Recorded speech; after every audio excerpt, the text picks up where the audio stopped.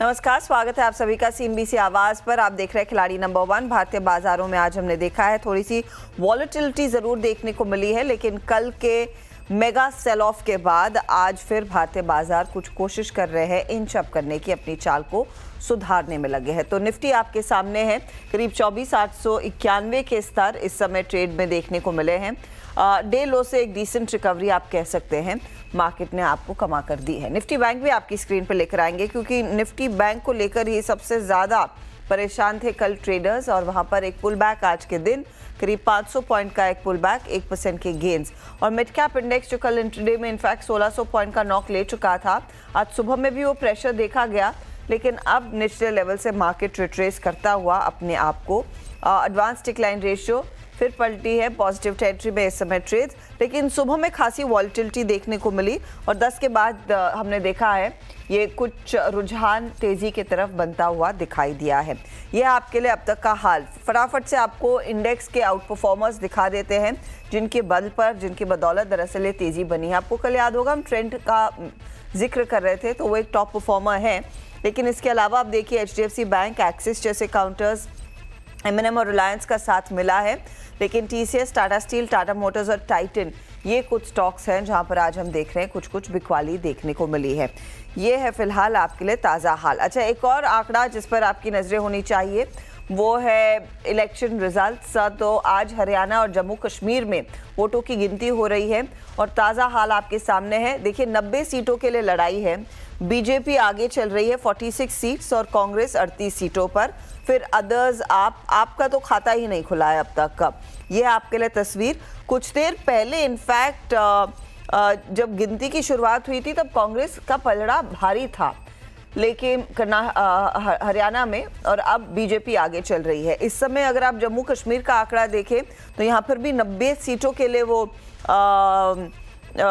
Elections लड़े गए। India यानी कि अलायंस जो है कांग्रेस और साथ ही साथ यहाँ और दूसरी पार्टीज का, वो करीब 48 सीटों पर, बीजेपी अकेले दम पर करीब 28 सीटों पर, और पीडीपी है जिसने करीब 4 सीट्स गेन कर लिए हैं, और अन्य जो कैंडिडेट्स हैं उनके हाथ में 10 सीट। तो ये फिलहाल आपके लिए ताज़ा तस्वीर इस समय उभर कर आ रही है इलेक्शन अपडेट के लिहाज से। चलिए, अब हमारे जानकारों के रिटर्न्स आपकी स्क्रीन पर लेकर आएंगे, देखेंगे उन्होंने कल तक किस तरह के रिटर्न्स बनाए और आज क्या फिलहाल रणनीति रहेगी। तो हफ्ते की शुरुआत ही हुई है। अरुण इनफैक्ट हल्की सी लीड कर रहे हैं, अमोल और दिवांग हल्के हल्के नेगेटिव टेरिटरी में हैं। तो आज का मार्केट का हाल कैसे पढ़ा जाए और इस पुल बैक पर कितना भरोसा किया जाए, ये पहला समझना ज़रूरी है। आप तीनों का ही स्वागत है। अमोल, बताइए क्या पढ़ रहे हैं मार्केट में आप? जी, गुड मॉर्निंग एंड नमस्ते हर्षदा जी। मुझे लगता है कि एक बड़े फॉल के बाद अभी मार्केट में एक थोड़ा सा पॉज लिया है, बट इम्पॉर्टेंट चीज़ ये कि अभी भी Nifty 50 day simple moving average के नीचे ही ट्रेड हो रहा है। मिड कैप इंडेक्स में जरूर बाउंस बैक आया है, बट ओवरऑल आई थिंक ये टेक्निकल पुल बैक ही है। अब ये देखना पड़ेगा कि ये 25,000 क्रॉस करने के बाद निफ्टी कैसे बिहेव करता है। थोड़ा सा डाइसी है, बट अभी का अगर इंट्राडे का मैं टेक्सचर देखता हूँ तो मुझे लगता है कि ये जो बाउंस बैक आया है वो शायद कंटिन्यू रहने के चांसेस आज के दिन के लिए तो लग रहे हैं। ओके, तो एक पुल बैक के चांसेस बनते हुए अरुण, आपकी अप्रोच क्या रहेगी? तेजी की तरफ बैठेंगे फिर? Good morning Arshada ji and good morning सभी को। देखिए अर्शदा जी, दो चीजें हैं। एक एफआईआर का डेटा अब नेट शॉर्ट हो चुका है, तो वो एक शॉर्ट कवरिंग का जरूर एक डोर खोलता है, और अगर बीजेपी का जो रुझान आ रहा है वो एक पॉजिटिव सेंटिमेंट जरूर डालेगा, और क्रूड भी लगभग $1.5 से $2 नीचे आया, तो सभी थोड़े संकेत शॉर्ट कवरिंग की तरफ नजर आ रहे हैं। स्टॉप लॉस पे जरूर ध्यान देना चाहिए। 24,750 जो कि सितंबर 9 का लो है, वो एक स्टॉप लॉस होना चाहिए निफ्टी में, और वही स्टॉप लॉस लगा के निफ्टी को लॉन्ग करे। यहाँ से 40-50 पॉइंट नीचे आता है तो अच्छा रिस्क रिवॉर्ड रहेगा, ऑलमोस्ट 100 पॉइंट का स्टॉप लॉस रहेगा। तो 24,750 ये क्लियरली स्टॉप लॉस बन चुका है, और ऊपर में 25,000, 25,050 एक बार वहां तक बाउंस जा सकता है। अभी भी ट्रेंड नेगेटिव है, नो डाउट 5 दिनों से लगातार गिर रहे हैं, थोड़ा बहुत डेड कैट बाउंस जरूर देखने को मिलेगा।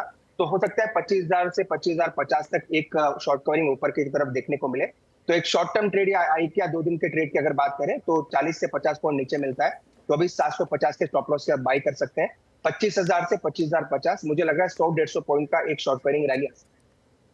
ओके, तो ये फिलहाल आपके लिए एक अपडेट लार्जली दे दिया है अरुण ने। देवांग, आपका कोई खास रुझान किसी सेक्टर पर रहेगा क्या आज? डेफिनेटली बात करें तो निफ्टी की ओवरऑल तो हमें भी लगता है कि यहाँ से अब पुल बैक आ सकता है और 25 निफ्टी फ्यूचर 25 250 25 300 तक हमें देखने मिल सकता है। सपोर्ट है 24 850।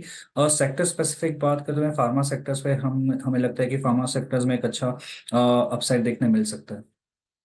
में एक अपसाइड की गुंजाइश बनती हुई दिखाई देगी, तो उस पर आपकी नजरें रहेंगी। चलिए अब ट्रेड्स लेना शुरू करते हैं। ट्रेड से पहले आपके लिए लेकर आते हैं टॉप ट्रेड्स जो हमारे जानकारों ने सबसे ज्यादा रिटर्न्स कमाए हैं, जिसके जरिए तो सीजी पावर एक पर्टिकुलर ट्रेड था जो अरुण के पोर्टफोलियो में रहा। 2% के रिटर्न्स इधर बने। कोफोज में भी 2% की कमाई देवांग ने की और फिर अमोल ने EIH में लगभग 1% के गेन्स कमाए हैं। ये है कल तक की स्थिति। अब आज के लिए कौन से नए ट्रेड्स पर फोकस रहेगा, देवांग का पोर्टफोलियो आपकी स्क्रीन पर लेकर आएंगे। एक इनका ITC और दूसरा ICICI बैंक। ये दो ट्रेड्स हैं जो अभी भी इनके पोर्टफोलियो का हिस्सा हैं।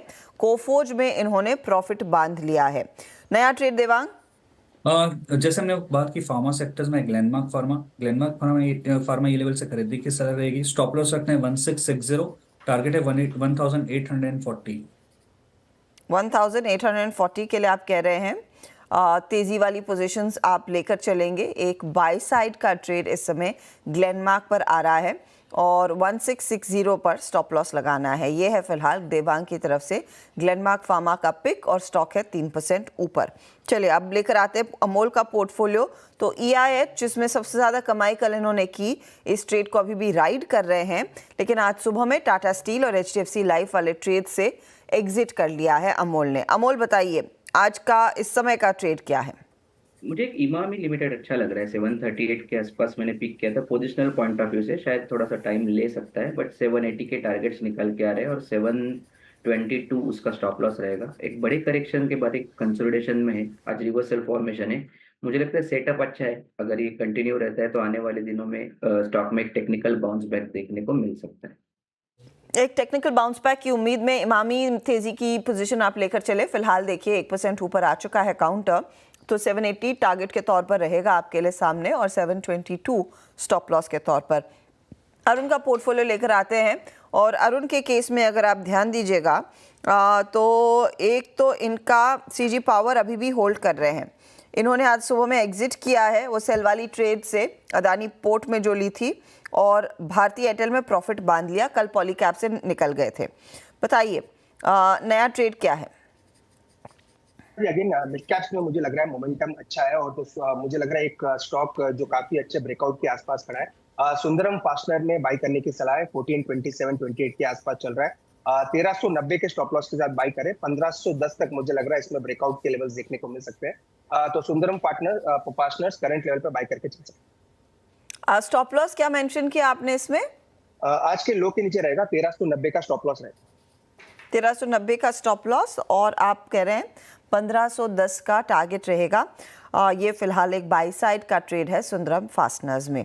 एक ट्रेड हो चुका है। वैसे एक ट्रेड अरुण भी देंगे, एक ट्रेड अमोल भी दे सकते हैं।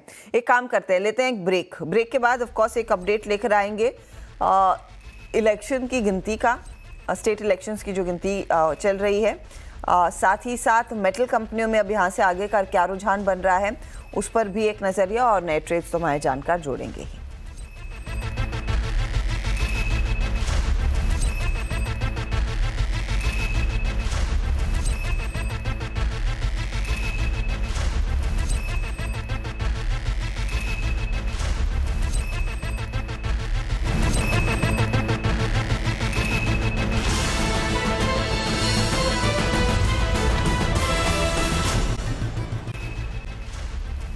आप देख रहे हैं खिलाड़ी नंबर 1 और फोकस मेटल कंपनियों पर रखेंगे। आज सुबह से इनफैक्ट पिछले हफ्ते से ही बातचीत हो रही थी कि जब चाइना मार्केट फिर से छुट्टी के बाद लौटेंगे किस तरह का एक्शन रहेगा। तो चीन के बाजारों में आज हमने देखा एक बम्प अप देखने को मिला, 10% ऊपर खुले, लेकिन वर्तमान अगर स्थिति मैं आपको बता दूं तो शांघाई अब सिर्फ 2% ही ऊपर है। ऐसे में मेटल इंडेक्स में क्या स्थिति उभर कर आ रही है? यतिन हमारे साथ है। यतिन, ये पूरा पैक काफ़ी हॉट था, अब आज सेल ऑफ को कैसे पढ़ा जाए?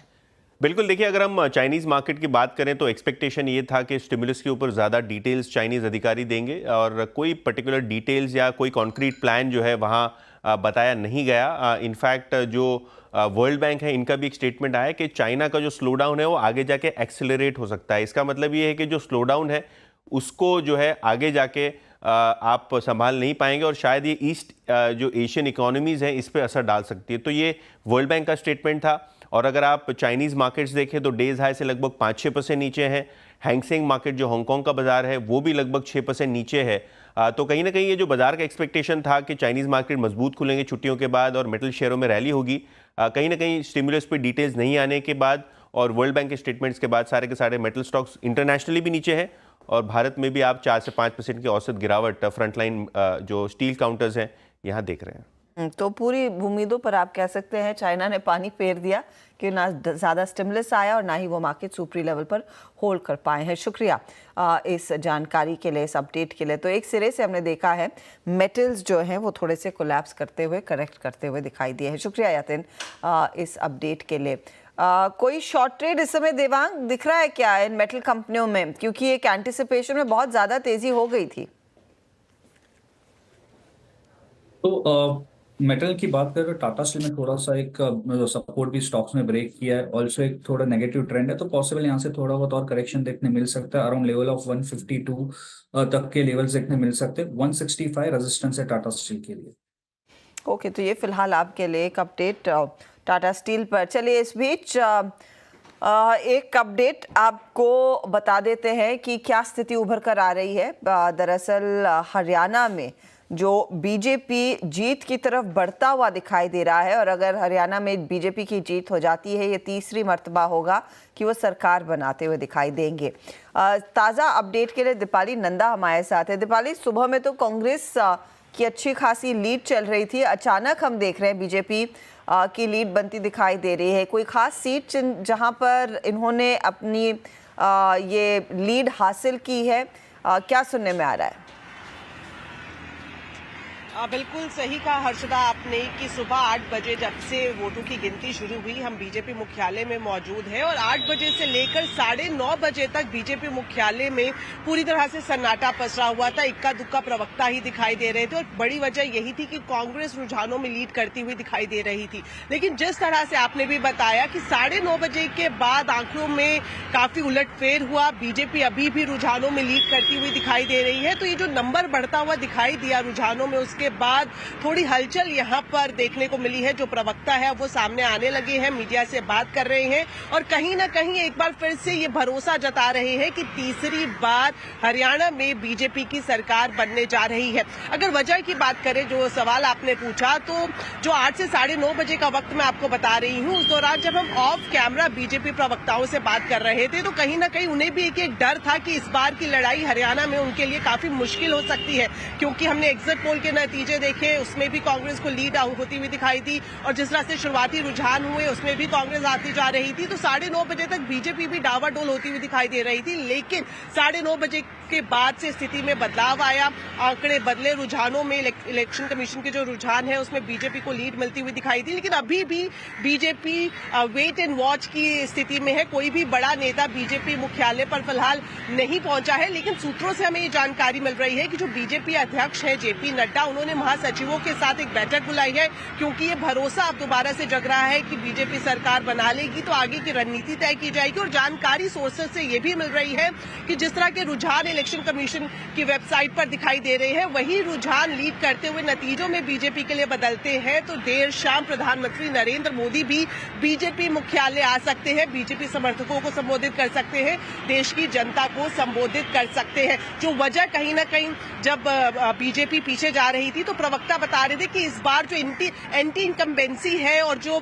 दलित और जाट वोटर्स बटा हुआ है वो कहीं ना कहीं बीजेपी को नुकसान पहुंचा सकता है। लेकिन फिलहाल की स्थिति देखें तो 47 से 48 सीटों पर बीजेपी लीड कर रही है और यही जो लीडिंग नंबर है बीजेपी को एक बार फिर से आश्वासित कर रहे हैं कि वो तीसरी बार हरियाणा में अपनी सरकार बनाएगी। लेकिन मैं आपको बता दूं कि अभी और 1 से 1.5 घंटे का वेट करना चाहेंगे, क्योंकि अभी भी कुछ राउंड्स की जो गिनती है वो बाकी है और उसके बाद ही पूरी तरह से स्थिति स्पष्ट हो सकेगी। शुक्रिया दीपाली इस अपडेट के लिए। तो ये दीपाली एक ताज़ा हाल बताती हुई बीजेपी मुख्यालय में किस तरह का एक्शन बना सुबह से और अब क्या बदलाव देखने को मिल रहा है। तो बहुमत की ओर अब बीजेपी बढ़ती हुई। चलिए एक काम करते हैं, लेंगे एक ब्रेक। ये हरियाणा राज्य चुनावों के जो गिनती हो रही है वोटों की, उसका एक अपडेट था। ब्रेक के बाद देखते हैं हमारे जानकारों के पोर्टफोलियो में जो एक एक जगह खाली है अरुण और अमोल के लिए, उसमें कोई अपडेट आता है या नहीं।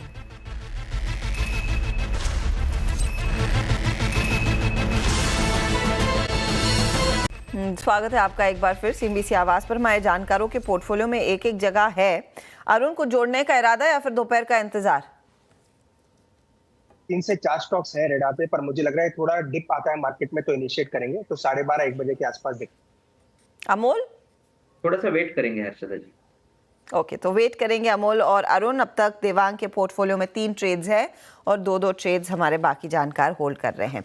चलिए लेकर आते हैं आपके लिए ताज़ा अपडेट। अब कहां पर कौन पहुंच रहा है वो देखिएगा। ये सीजी पावर और सुंदरम फास्टनर्स, ये ट्रेड्स है अरुण के पोर्टफोलियो में। सुंदरम फास्टनर्स नया जोड़ा 1510 का टारगेट है और स्टॉप लॉस इनका 1390। वहीं सीजी पावर 825 के लिए कैरी किया, 728 का स्टॉप लॉस है।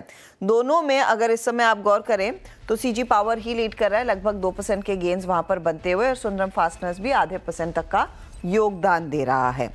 अमोल के पोर्टफोलियो में EIH इन्होंने किया है carry, 419 target, 385 stop loss. Emami नया आया, 780 टारगेट और 722 का स्टॉप लॉस है।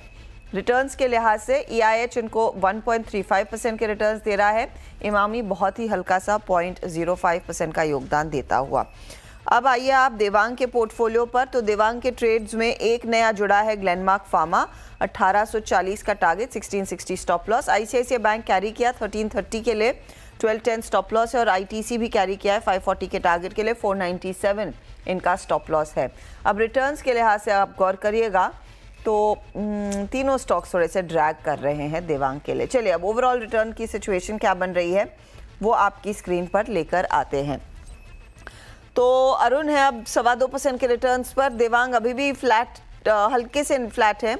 अमोल डिस्पाइट द फैक्ट कि 2 स्टॉक्स इनके चल रहे हैं, -1.38% के रिटर्न्स पर हैं। ये आपके लिए ताज़ा तस्वीर खिलाड़ी नंबर 1 की। आगे एक एक ट्रेड अमोल और अरुण जोड़ने वाले हैं, उसका एक अपडेट आपके लिए लेकर आएंगे 1 बजे मिड कैप मंत्र में। Good luck to all 3 of you. चले लेंगे एक ब्रेक। आगे कमोडिटी मार्केट की हरकत पर रहेगी नजरें। आप बने रहें सीएनबीसी आवाज के साथ।